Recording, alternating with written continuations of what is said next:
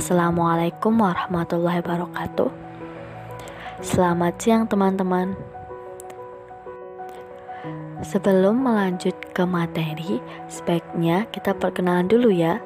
Perkenalkan, kami dari kelompok 10 yang terdiri dari Duratus Saadah, Naila Ayu Zulfania, Nur Aidah Fitriana, dan Mila Amilatun Nafiah. Kami di sini akan mempresentasikan bimbingan konseling tentang integrasi bimbingan dan konseling dalam pembelajaran di MI dan SD. Menginjak pada materi yang pertama, kita akan membahas terlebih dahulu mengenai pengertian bimbingan konseling. Bimbingan dan konseling yaitu proses pemberian bantuan berupa layanan kepada individu atau kelompok yang sedang mengalami masalah secara berkesinambungan dan sistematis agar dapat menyelesaikan masalahnya sendiri dan mampu melakukan proses penyesuaian diri dalam menjalani kehidupannya. Dalam bimbingan dan konseling, itu bagian integral dari proses pendidikan dalam rangka pemberian bantuan yang dilakukan oleh konselor untuk meningkatkan kemampuan anak dalam memahami diri dan lingkungannya, agar dapat mencapai perkembangan yang optimal sesuai dengan potensi yang dimilikinya. Pelaksanaan bimbingan dan konseling bertujuan untuk membantu individu agar dapat mencapai tujuan-tujuan seluruh aspek perkembangan dan kehidupannya. Dalam bimbingan konseling sendiri, kita memiliki ciri-ciri. Adapun ciri-cirinya, yang pertama, program disusun dan dikembangkan berdasarkan kebutuhan nyata dari para siswa yang bersangkutan. Yang kedua, kegiatan bimbingan disusun menurut skala prioritas yang juga ditentukan berdasarkan kebutuhan siswa dan kemampuan petugas. Yang ketiga, program dikembangkan berangsur-angsur dengan melibatkan semua tenaga pendidikan dalam merencanakannya. Yang keempat, program memiliki tujuan yang ideal, tetapi realistis dalam pelaksanaannya. Yang kelima, menyediakan fasilitas yang diperlukan. Dan yang terakhir, memberikan kemungkinan pelayanan kepada semua siswa yang bersangkutan. Adapun bidang-bidang dalam bimbingan konseling, diantaranya ada bimbingan pribadi. Bimbingan pribadi merupakan proses bantuan yang diberikan oleh konselor kepada peserta didik untuk membantu peserta didik memahami karakteristik dirinya, baik terkait potensi maupun masalah-masalah yang dialami. Yang kedua ada bimbingan sosial. Bimbingan sosial merupakan proses bantuan yang diberikan oleh konselor terhadap konseli untuk memfasilitasi peserta didik mengembangkan keterampilan interaksi sosial serta memecahkan masalah-masalah sosial yang dialami peserta didik. Yang ketiga ada bimbingan akademik.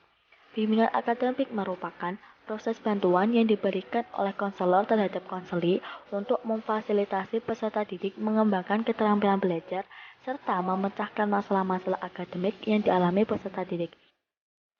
Dan selanjutnya ada bimbingan karir. Bimbingan karir merupakan proses bantuan yang diberikan oleh konselor terhadap peserta didik dalam melakukan perencanaan, pengembangan, dan pemecahan masalah-masalah karir yang dialami oleh peserta didik. Adapun landasan bimbingan konseling, diantaranya landasan filosofis. Landasan filosofis merupakan landasan yang membantu individu dalam merealisasikan potensi dirinya. Bimbingan ini merupakan bagian dari pendidikan yang bersifat individualisasi dan sosialisasi. Yang selanjutnya ada landasan historis. Landasan historis ini merupakan landasan yang menekankan upaya-upaya untuk mengembangkan dan menguatkan individu melalui pendidikan. Selanjutnya ada landasan religius.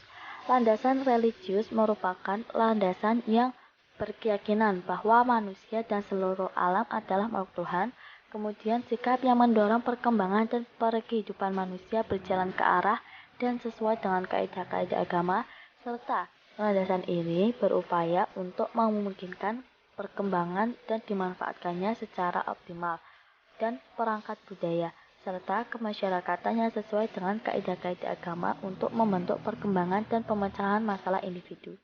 Selanjutnya ada landasan psikologis. Landasan psikologis dalam bimbingan konseling memberikan pemahaman tentang tingkah laku individu yang menjadi sasaran. Hal ini sangat penting karena dalam bidang garapan bimbingan konseling, tingkah laku klien itu adalah tingkah yang perlu diubah atau dikembangkan untuk mengatasi masalah yang dihadapi. Landasan selanjutnya adalah landasan sosial budaya. Landasan sosial budaya dalam BK ini adalah landasan yang menambah atau menitik beratkan pada keadaan masyarakat di mana individu itu hidup. Dan yang terakhir ada landasan ilmiah dan teknologis.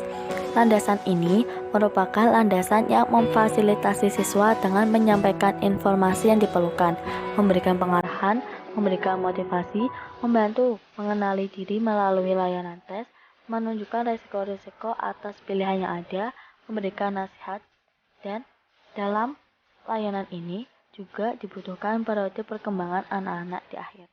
Nah, itu saja yang dapat kami sampaikan.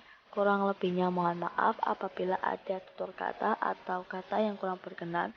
Demikian, wassalamualaikum warahmatullahi wabarakatuh.